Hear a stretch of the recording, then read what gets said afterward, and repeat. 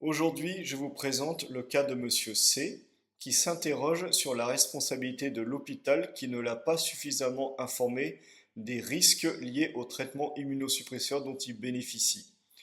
En effet, en 1987, Monsieur C a dû subir une transplantation rénale et l'hôpital lui a donc prescrit à juste titre un traitement immunosuppresseur pour éviter le rejet du transplant.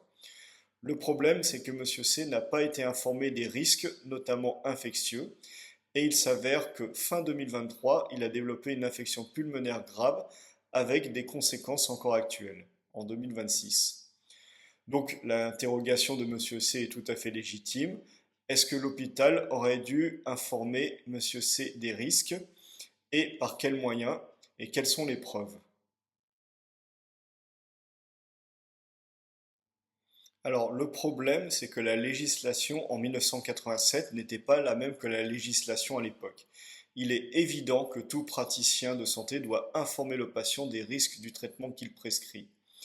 Le problème, en 1987, c'était au patient, donc au demandeur, de prouver que le médecin avait commis une faute en n'informant pas des risques. Le problème aussi, c'est que à l'époque, il n'y avait aucune nécessité pour le médecin de faire signer un document ou de fournir un formulaire de consentement et d'avertissement écrit, signé. Donc, on ne pouvait pas prouver ceci à l'époque.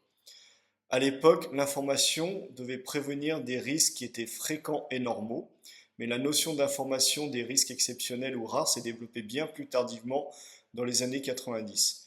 Donc l'information était exclusivement orale, donnée par le médecin au patient dans le cadre d'une consultation.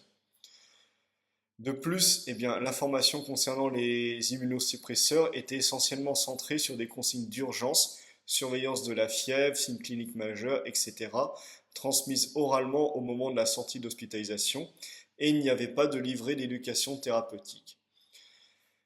Nous nous trouvons donc face à une grosse problématique. En 1987, Monsieur C devait donc prouver que l'information ne lui a pas été transmise, autant dire que c'est mission impossible, et sur ce point, il ne dispose pas d'éléments de preuve, donc la législation en a tenu compte, et les choses ont changé avec l'arrêt Edrol du 25 février 1997, où il y a eu une inversion de la charge de la preuve.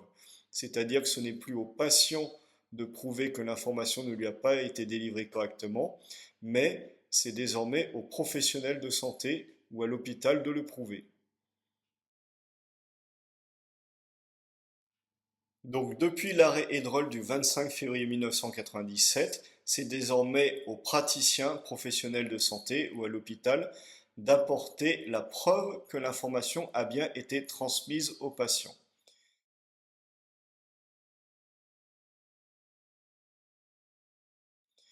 Il n'existe aucun texte de loi qui dise que la preuve doit être écrite, mais en pratique, il est fortement recommandé, et c'est la pratique courante, de faire signer un formulaire de consentement, notamment par exemple avant une chirurgie. Donc ça, c'est très important de notifier que la preuve peut être aussi apportée par tout moyen, un faisceau d'indices, par exemple des mentions dans le dossier médical, des rendez-vous préparatoires qui ont été répétés et qui ont été bien notifiés, des documents d'information remis, des notices explicatives, des témoignages, des courriers adressés aux médecins traitants, etc. On voit donc souvent d'ailleurs dans les courriers des spécialistes aux médecins traitants la mention, par exemple, l'intervention aura lieu à telle date, le patient a été informé des risques opératoires et notamment, etc.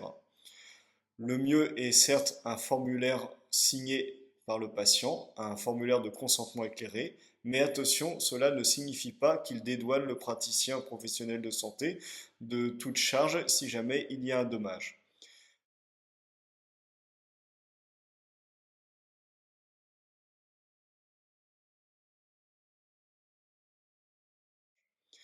En cas de dommage, eh bien justement, il faut une expertise pour établir s'il y a eu une faute aussi bien dans l'indication du geste thérapeutique ou opératoire, ou alors une faute dans la réalisation de celui-ci.